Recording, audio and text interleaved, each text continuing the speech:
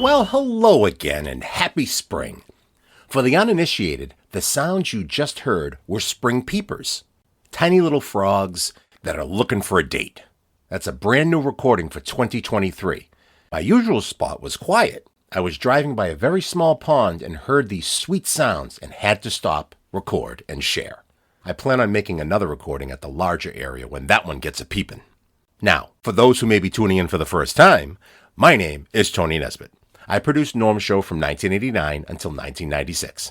I worked with him in the studio, and then when I moved to the David Brudnoy Show, I continued to book all his guests and make appearances that have become legendary. I can't even say that without laughing. The Vault of Silliness has been broadcasting for nearly 2.5 years. I'm just so thrilled that we can relive these classic radio moments that Norm graced us with. I recently started a Patreon account to help support the program. Please consider helping out and becoming a subscriber there. Once show costs are covered, I will be donating a percentage to the Berklee College of Music in Norm's memory. The link is in the description box. Thank you again for those that have become patrons. Before we get to the meat of today's episode, I also wanted to mention that WMCT here in Marlborough, Mass., our local community cable outlet, has expanded the reach of Norm Nathan's Vault of Silliness. In addition to the public channel, they have added it to their government channel. You can hear it on Friday and Saturday nights at 11 p.m., just like those radio days of yesteryear. If you're local, it's on Comcast 8 and Verizon 34. Alrighty, today the Vault has spilled forth a dumb birthday game from March 25th, 1995. I have titled it, Amusing Musings. We begin with Norm introducing Jack first, and he was not quite ready. They square that away and get to the rest of the panel. Joe in Boston, Howard from Laconia, New Hampshire, Alice in Quincy, the world-famous Glenn from Brighton, Jim Frawley's producing and playing in studio, and sounding a lot like Emilio Murata. The birthdays: Howard Cosell, dead or alive? I can tell you the impressions are dead. Gloria Steinem, Aretha Franklin, Anita Bryant, Elton John, Paul Michael Glazer, Mary Cross, and Joseph Barbera. And Jack has some inside info which sets off an animated discussion. And here is a sample of the many amusing musings that took place. Variety is the spice of life. The dumb birthday game rules are taught to every school child for those hoping to be part of the game someday. The dumb birthday game is being considered for the Olympics and Jeopardy, though Trebek finds the rules hard to follow. Nick Lowe and Bonnie Bedelia were also mentioned for birthdays. However, they were more useful as comedy foils. Wickedly cool ideas. Millard Fillmore firsts. We hear of Norm's cheap 72 or 77 key piano, the Stein Poop. Mr. Ugly. Tasteless, worthless material. Tension and hate. The hybrid talk game show idea is genius. Do we have a time traveler on the panel? And Dwarves Envy. Episode 131, Amusing Musings, brings a smile to your ears. In 3, 2, and 1.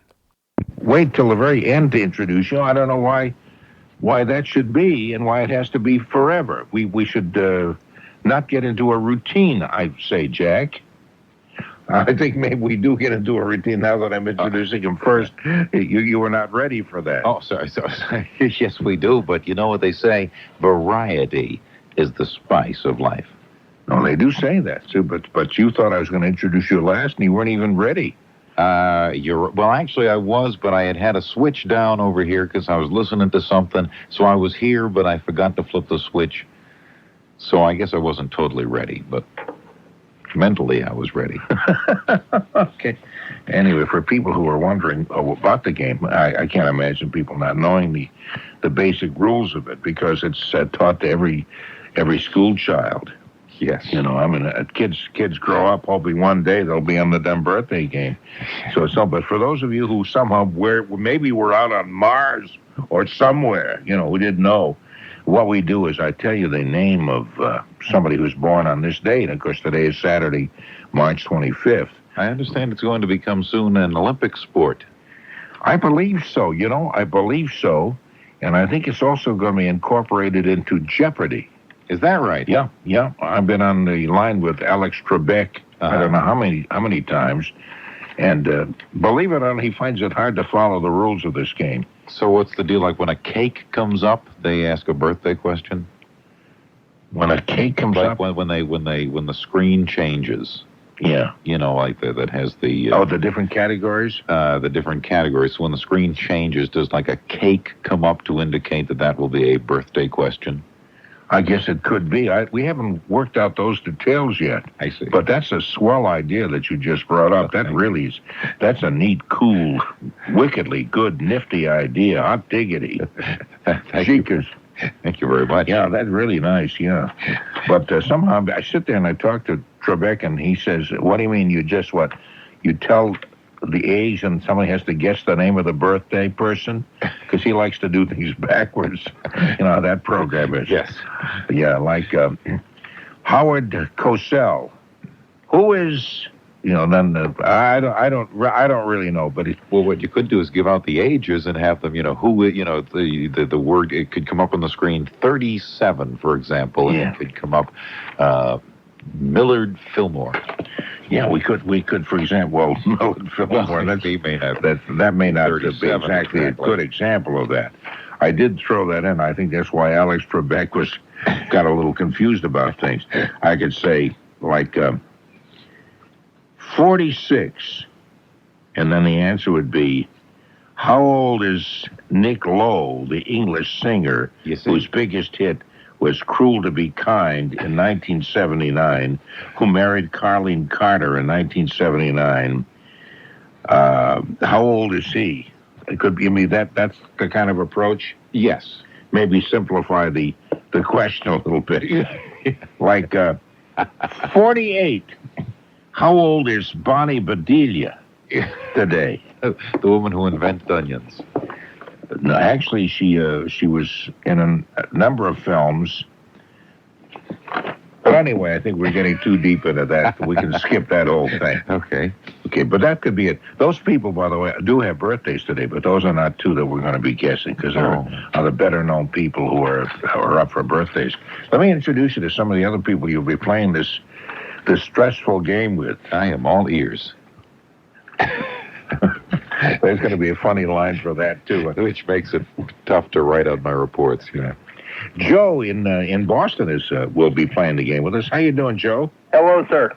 Are you excited? I imagine, despite fumbling around, you've gotten the rules and understand what the whole game is all about. Oh, sure. I'm a long-time listener.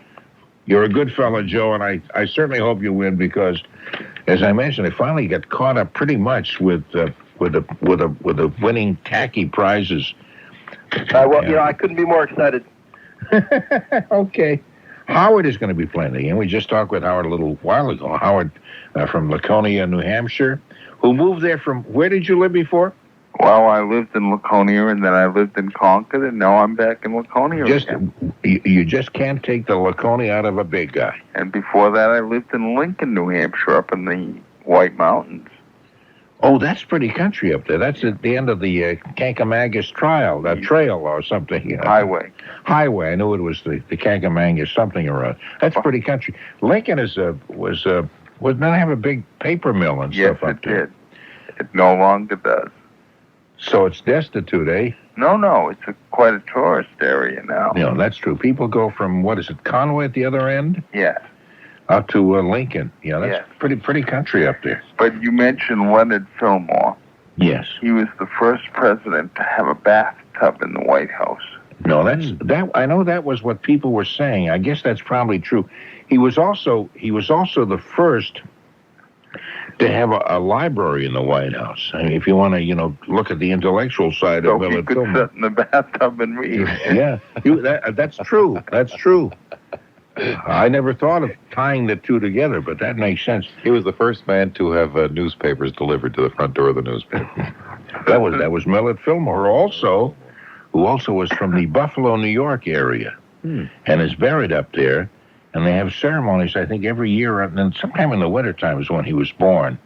And I have a friend of mine who carries a Millard Fillmore for President bumper sticker, and he's just kind of hooked on Millard Fillmore.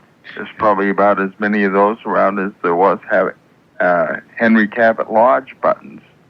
That may be, you know. It was brought up at our last meeting. Anyway, here's Alice, who is in Quincy, who's going to be playing the game with us, too. Hello, Alice. Hi. Do you think you can keep up with this really exciting, funny talk? Oh, I think so. I think so. I see. Hello? No, we're just waiting for you to, produce some of the funny talk. But that was good. That was good as a start. I know you get warmed up gradually as the game goes on. Okay, I know that Glenn has got the hilarious conversations that we have with him a lot, and he's playing the game with us too. Glenn, hello. Hi, Norm. Hey, Norm, I wanted to say something. Of course, I'd have to have your permission, otherwise it would be an unauthorized biography, but I'm contemplating writing a book about Norm Nathan, the legend, the man. Yeah. The weekend warrior of overnight talk. I can see the picture. I can see the cover right now. Norm in the back, crossing the Delaware, crossing the Potomac, with his men in front of them through the winter. Well, no, I thought of a title. And the title could be "The Tradition Continues." Well, no, that's kind of hokey. Who would use that? No, I was thinking of a title, something like "The Saddest Time of the Week, 1 o'clock Monday Morning." Or is that too long? Well, you see, if like 50 years from now, when school kids are reading that as required reading, they won't know about that part. I suppose you could put it inside. He left the air at 1 o'clock Monday morning. Yeah, although I guess this weekend you're going to be on. This weekend I will be on the entire Sunday night, right through the Monday morning. We've got tremendous letters across this reporter's desk saying, "Could you keep them on all night?" Way to go, man. And way to go, yeah. Norm Nathan, hold on. Norm Nathan, the legend, continues. Or the tradition continues. I can't think of which one is hokier. The enigma. Yeah. Incidentally, I meant TV uses that as, I guess you know, to show that despite the fact we've changed networks on Channel 4, we still have a lot of the same people kind of hanging around. And I was in our own WBZ radio mailroom just a few hours ago before I went on the air with this splendid program. And who do you think was there? Who? You were. I was waiting for Alice to come in with a clever remark and a funny joke about that. No, it was Liz Walker. Producer is Jim Frawley. Hello, Jim. Hello, Norm. Okay, we're all set to go now. Let's give you the first birthday. So he just moving the big birthday book over into position.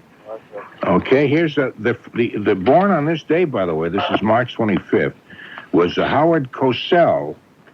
Howard Cosell, let's see what I can tell you about him. He was a sportscaster, born Howard William Cohen in Winston-Salem, North Carolina. He holds a law degree. He worked Monday Night Football from 1970 to 1984. He announced his retirement from broadcasting January 31st, 1992. And the question is, how old is he today? Probably the most imitated, not only sportscaster, probably the most imitated broadcaster, maybe next to David Brinkley, in the history of broadcasting. Son of a gun. Okay. Norm, I think he died last year. Howard Cosell? Yes, I believe he did. I didn't hear that. No, he's still alive. No, I hadn't heard that I either. think he died of cancer. No, he's still kicking. No, I mean, you're the only... Who's saying that? Is that you, Joe? Yes. Who's saying that he died of cancer? Howard. Oh, Howard from Laconia.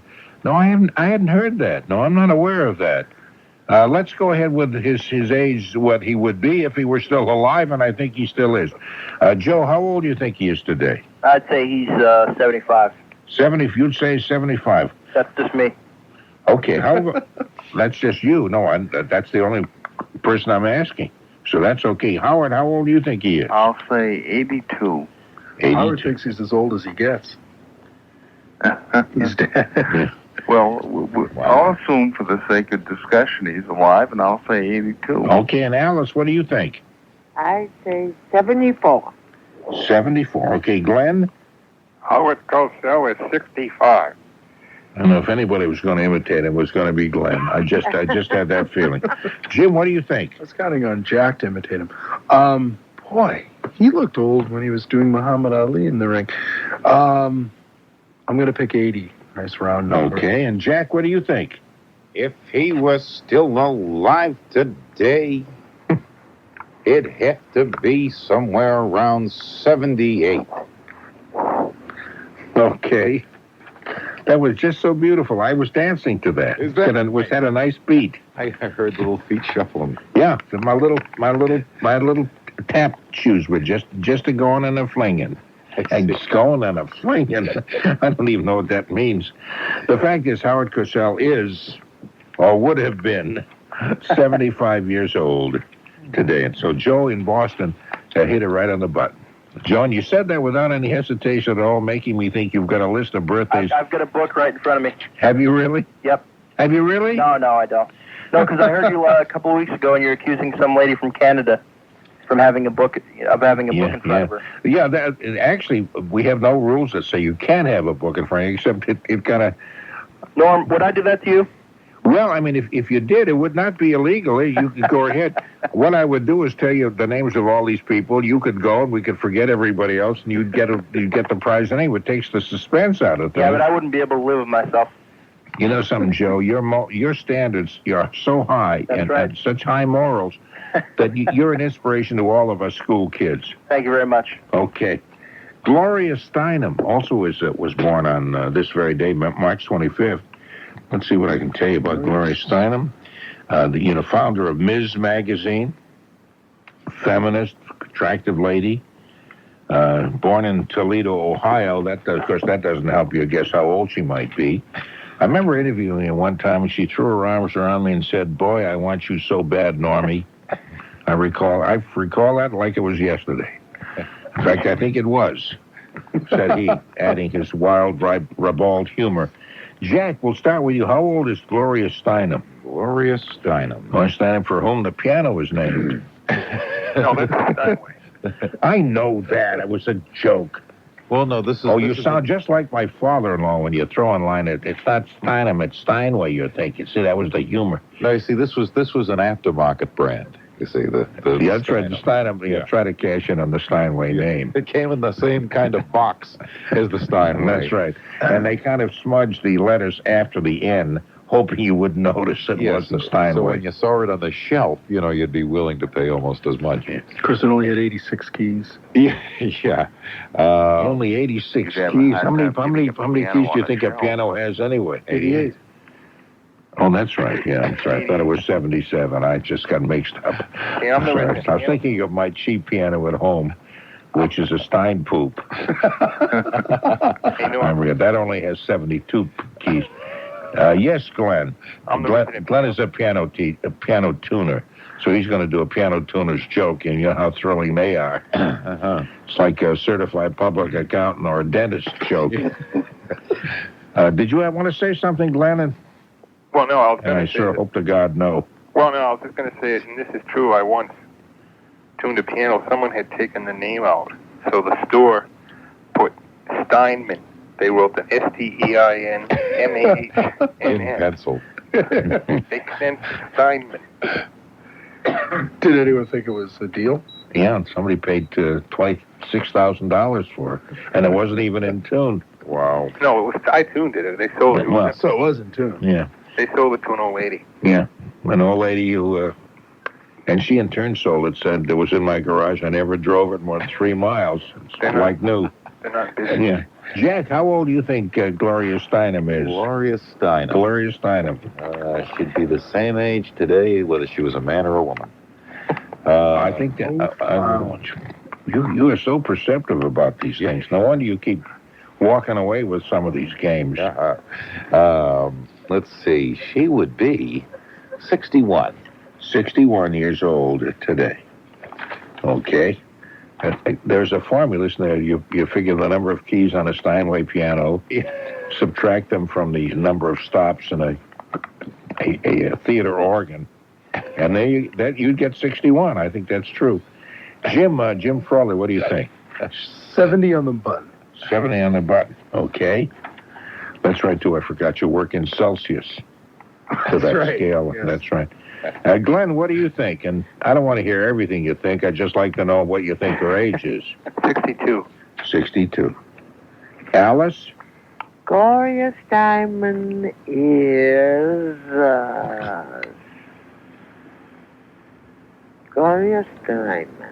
Yeah, actually, her name is Gloria I wonder Steinem. is this any relation to Gloria Stein lady? No, see, her name is, that would be a huge joke if her name were Steinman, but it's actually Steinem. Oh. See, her name is Gloria Steinem, so that kind of defeats your wild. Kind of got stymied. I knew that you were going to work your way up to wild humor, and you certainly have. It's too bad you got the name wrong and threw it off a little bit. I think she's a distant cousin of Gloria Swanson. All right. I am going to say Sexy 3. What 3? You said Sexy 3? Yeah. Okay, is that sexy or 60 or 70? 63. 63, okay. And Howard in Laconia, do you think that Gloria is still alive? Oh, yes. Yes, I know she is. Yeah. I think she's 62. You think she's 62? Okay. And Joe, what do you think? Say she's not a day over 57. 57. Okay, actually, she is 61. And that's what Jack Hart said. Yeah, should have all done that. You all were very close, though. Howard said was only a year off, 62, and Glenn said 62. And anyway, it was an excellent round. I'm just so pleased with that. The quality of this game is getting better every day. Well, I think, people are working out more. I think they're trying harder. I think that's quite true. It is quite true. We're thinking of syndicating this game. That would be great. Yeah, I think that would be kind of nice. Nationwide? Well, we already have a nationwide group of callers. We do, in a sense, that WBC gets to many of these states and that kind of stuff. But individual broadcasters are asking for if they can have the rights to this game because it is so popular. I'm sure Gold Bond would be happy to sponsor it. That's just indicative of its wide demographic appeal, being as you do normally get such a wide array of callers. Would you dial 1-800-DUMB-GAME? Okay, let's go to Aretha Franklin, who also has a birthday today. Aretha Franklin, of course, the great blues singer, jazz singer, gospel singer mostly. It's very, very gospel-oriented. Biggest hit was Respect, recorded back in 1967. She's known as the Queen of Soul. She was in the movie The Blues Brothers back in 1980, and she's been a favorite of mine for a long time. One of the things I used to love, and it's probably one of the more commercial things that any true gospel fan probably would not like, was called Mr. Ugly, which she recorded way, way back. And before you do any jokes, it was a beautiful song about a woman who was in love with a guy who you could call ugly, but he was beautiful in her eyes because she loved him so much. It was a very tender song, and I just loved it. I used to just break into tears every time I play it on the air, which didn't become me at all, sobbing through the Gold Bond commercials. We had to had so many make goods as a result. Listen, our commercial was on Norm Nathan's program, and he cried all the way through it. We had to pay full rate for that. In fact, our manager, the sales manager, said you have to pay extra, to have him cry through it. That's a little extra thing. That'll cost you another $10. Anyway, Aretha Franklin. Start with you, Alice. How old do you think Aretha Franklin is? You must use an awful lot of Kleenex. You always cry. I do. I cry a lot. I really, for a real macho kind of guy, it's really pitiful. Right. You say hello to me, and I say, she spoke to me. Oh, then I cry. Oh. Yeah. All right, sweetie. And her name is not Frankman. It's Franklin. Oh, okay. I gotcha. I must say she is 57. She is 57. Right. Okay, and Jim Frawley, what do you think? Well, that's a tough call.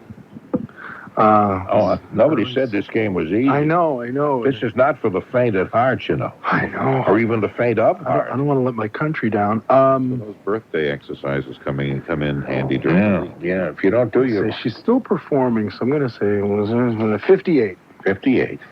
She's still performing at 58. You should go to walk her out there. Well, she sings so, so well and so heartily. I didn't think she could keep it up at 70, say. Okay, how about you, Howard? What do you think? I'll say 59. 59, okay. And Glenn? 55. And Jack? Oh, I better think about this. Gee, I guess younger than I did. I'm rethinking what I said. You're rethinking.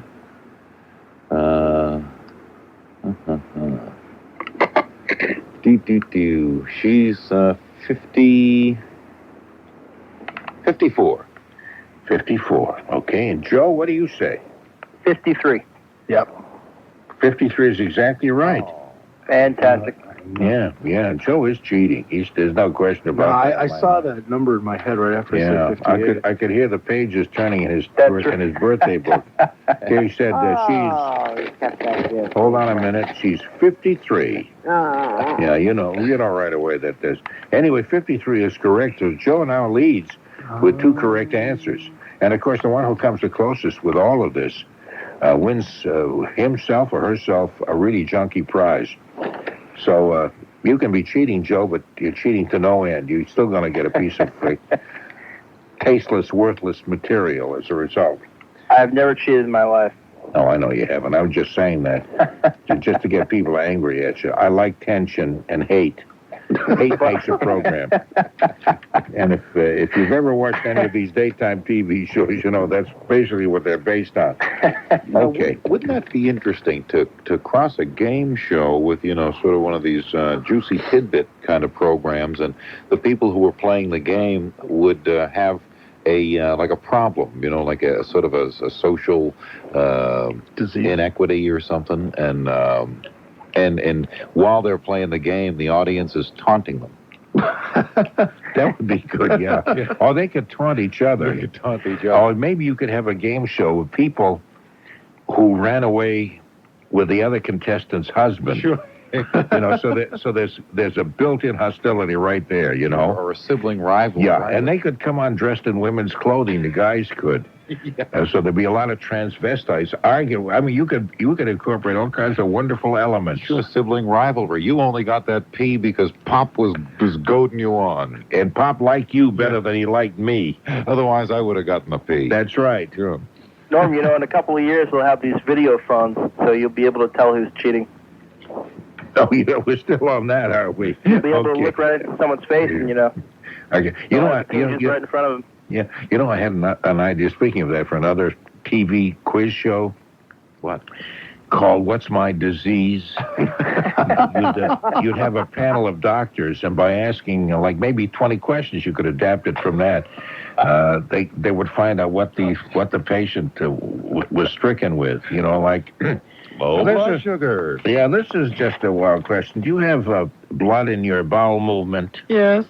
Yeah. Yes. And if there's any, yes, that's very good. You could ask another question. The answer is arterial sclerosis. That's right. Do you have warts? Anyway, Anita, let's go to Anita Bryant. Oh, is she still around? Why do you ask that? She's still around. Remember how she was very much in the news in early 80s, late 70s? Well, she was the fruit pie thing? Wasn't a fruit pie thing. It was the juice, orange juice. A day without what was the product? It wasn't Tropicana. Was it Tropicana? Wasn't it the Orange Juice Commission? No, it wasn't. She was orange juice. Wasn't Tropicana.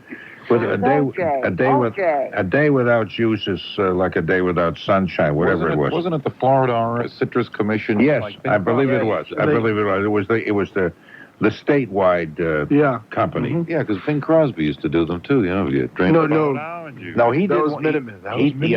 He did one for a company he had that investment in. About it. Yeah. Anita always looked like someone had sewn her lips back in that sort of rictus grin. Oh, come on, she's a lovely woman. Minute Maid orange juice. Oh, be quiet. OJ, that was OJ she was advertising. No, we've already been through that, Anita. I think we pretty well. I'm sorry, you're not Anita. She's Anita. You're Alice. Yes, and that was OJ. And you only have 42 keys. He's still pouring. Yes. Okay. Yeah. Anyway, Anita Bryant had a hit in 1960 called "Paper Roses." A day without paper roses is like a day without sunshine. That's where it came from, and nobody could figure out why. Okay, Anita Bryant, how old is she today? Glenn, what do you think?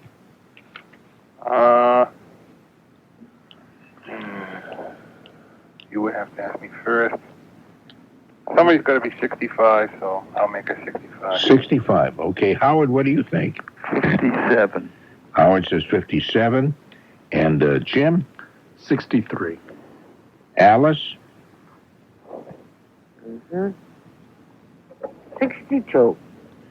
Joe? I would say she's 58. And what do you think, Jack? 59. 59. Okay. She's actually 55 years old today. And that means that Howard, who said 57, would be the closest. So reviewing the scores at this crucial point in our game, Joe still leads with 2 correct answers, and Howard and Jack have one apiece. Let's do Elton John. Elton John. Let's see what I tell you about Elton John that you don't already know that might help you pin it down. You know his birth name was Reginald Kenneth Dwight. Born in England, he earned a scholarship to the Royal Academy of Music at age 11. He said he got his name from Elton Dean's and John Baldry's first names. Biggest hits: Don't Go Breaking My Heart, recorded with Kiki D in 1976, and Crocodile Rock. Okay, how old is Elton John on this very day? Joe? 45. 45. Howard, what do you think? I'll say 48. Okay, Alice? 49. Glenn? 47. Jim? 46. And Jack? 51. 51. Okay, it's actually 48, which is what Howard said. So now, this is just Howard and Joe are just tied at 2 apiece. But this is just so thrilling. Neck and The dumb birthday game, as I mentioned, Joe and Howard both tied with the 2 apiece. All ready to go, are you guys? Okay. Yep. Roger, coming over. Let's go. Don't you think it's a little late for the Storm Center commercials now? I think it is, yeah. When winter strikes, and we're already into spring. Well, our scheduling department here is a little behind times and stuff, but God love them. They're such nice people. We don't like to tell them that winter is already over. But it is well to be prepared for next year. People who may have come to Boston for the winter and go to Florida for the summer, for example, and come back in the winter, want to know where they can get a storm center when they come back. You know, that's probably what was going through their minds. Okay, Paul Michael Glazer, an actor who's from New England, from Cambridge, Massachusetts. He appeared in the soap opera Love of Life. He played Dave Starsky on Starsky and Hutch from 1975 to 1979, and was in the film The Cutting Edge. You all know Paul Michael Glazer? Sure. You live next door. Okay, Jack, we'll start with you then. How old do you think Paul Michael Glazer is? And I love guys who've got 3 names. That's really nice. Sounds like he's on death row. What's your middle name, Jack? It's actually John Paul. John Paul Hart. Yes. That'd be kind of a distinguished name for a traffic reporter. Yes. Or a news guy in general. Well, I was supposed to grow up to be the Pope. John Paul Hart. Yeah. But it didn't work out that way. You didn't take enough courses at the elementary level. Yeah, that's right, yeah. Okay. How old do you think Paul Michael Glazer is? Paul Michael Glazer. Yeah. Was also in Fiddler on the Roof. Oh, was he? Yeah, he was Perchik. Oh, he was in love with one of the daughters. The second daughter. Second daughter. Yeah. Okay. He has got to be 53. 53. Ooh, that rhymed. It's got to be 53. Okay. Jim Frelly, how old do you think? Oh, just trying to remember. That was my favorite show. I'm trying to remember how young I was. Who's going to think? +2. If you can remember how young you were, then perhaps we can guess. You can guess your age instead. And we'll Going to make an exception in this one category. Am I 29? No. He's...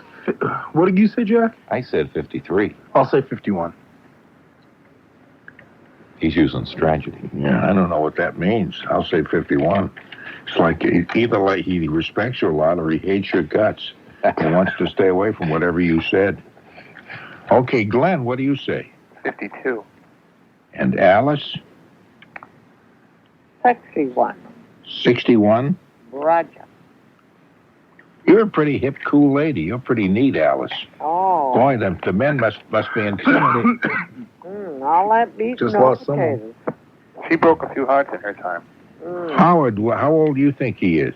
You said Starsky and Hutch was on in 75? Yeah. Is that what you said? Yeah, I said he was on from 75 to 79. He played Starsky those years, yes. I'll say he's 50. 50. Okay. And Joe? 51.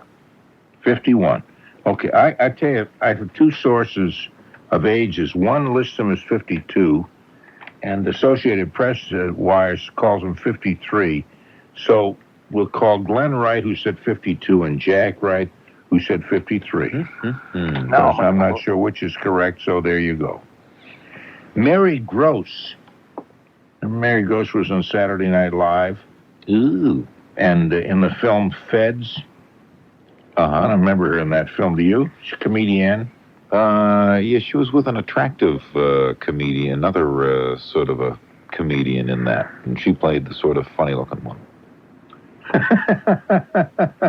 She's Michael Gross's sister from Family Ties, the father. Oh, really? She looks like him without the beard. I didn't realize that. Oh, now I know who she is, actually. Thank you. Yeah. He. That's right. He doesn't have a beard, does he? Just she does. Yeah. Okay. Mary Gross. Alice, how old is Mary Gross? I am going to say, little boy, You hear what she said? She is really a wit, isn't she, boy? You know something? Alice, you crack me up. You really do. You just crack me up. Well, put a little putty in his house. You're all cracked up, and I'm going to say my little 66. 66. We're lucky we caught her in. Okay, Joe, what do you think? 45. All right. Let's see. Glenn? 45. 45 also. And Howard? No, may I ask you a question? I don't know who she is. So, did you say any particular point of time that she was on Saturday Night Live? You didn't say any particular No, I didn't. I didn't give you any dates on that at all. Okay. And I don't know. All right. I don't know when she was on. I think she was on... I can picture her, and I know she's been on a number of comedy things. I don't know whether she's on SCTV or not. Was she on that show? No, she wasn't in that. She was in a movie called Casual Sex. It was like a sort of a resort kind of a place where she and another girl went down there for the weekend, and sort of everything went awry. One of these epic films, you know. Well, I'll say... Clay was in there, too. That's right. And in 50 years, they'll be saying, why they used to make great movies back then. Remember Casual Sex? Casual Sex. I'll That say 49. skinny, funny-looking girl with the beard. Yeah, that's right.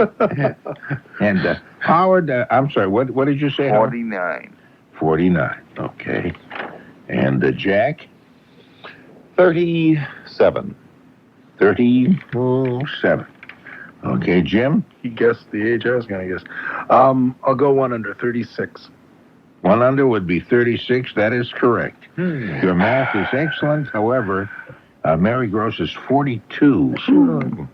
42 years old. Let me just check that to make sure that because we want to get the correct ages and be accurate here, because this is the pilot program before we syndicate. Mary Gross 42, and so the closest would be. I think Joe said 45. So did Glenn. I don't believe there's anybody closer than that. Let's see. No. All right, so those are the two winners there, Glenn and Joe. Joe now leads the entire pack with 3. Glenn and Howard have 2 apiece, and 1 by you, Jack. And how about this? This is the last one, then. This one coming up is Joseph Oh, I know it. I know. This is just so much fun. Joseph Barbera. If I say Joseph Barbera, that may not mean a whole lot, but if you put that together with Hanna-Barbera, then you got the company. Yabba Dabba Doo. Yabba Dabba Doo is absolutely correct. Is that Joseph Barbera Baron? Pardon me? Oh, I'll stick it at Joseph Barbosa Baron. I'm sorry. I apologize. Are you quite through? Yeah. He's the animator. Hanna-Barbera's cartoons, of course, Tom and Jerry, the Smurfs, Flintstones, and Huckleberry Hound. Yogi Bear. Yeah, also Yogi Bear is one of their characters, yeah. As a matter of fact, he does all the intellectual animated stuff. You know, they've actually been blamed to a great degree for the demise of animation for a stretch of time because they were putting out, full-length, half-hour cartoons. They changed it around. They reduced the number of cells per minute of animation and reduced the visual quality of it. So as a result, there wasn't that much movement. There was that. That's why Fred and Barney all had 5 o'clock shadow, because they would just change that part if they were talking, as opposed to redrawing the whole Fred. Interesting. No, but when you watch the Disney cartoons, particularly the Lion King and some of the more recent ones, although that's been true of Disney characters right along. The movement, there's something graceful and lovely about watching them, and the Hanna-Barbera things are so primitive. Mm-hmm. They never. I mean, you can tell, like, just scribble on something and we'll make it move, and that'll be good enough. Who knows? Going to know the difference? They're really junky-looking pieces of nothing. Even as a junky-looking pieces of nothing, and I'm sick to death of it. You can always count the clouds going by when they're in a running scene. It's like 2 clouds, then 1, then 3. 2, 1, 3. They just have one background. They repeat over and over. Yeah. Sure, it was like Fred Flintstone's living room was miles long, but there was the same table. Exactly, yes. Whereas Warner Brothers never did that. Well, yeah, even the Warner Brothers cartoons were much better than that. That's true. The Bugs Bunny, all of those things were far better. And Hanna-Barbera, I suppose, made tons, even more because of the cheapness of the way they turned these things out. Well, they did some classic characters, but like you said, the quality of the art just wasn't really there. When Disney made Snow White, he had over 200 animators. That was 1930. Yeah, because it took years to draw it, too, didn't it? It took a long time, and that was such a fantastic, because I was a kid, and I was so thrilled at the idea there could be a full-length cartoon. In fact, I tell you the truth, I've never admitted this before, but I fell in love with Snow White.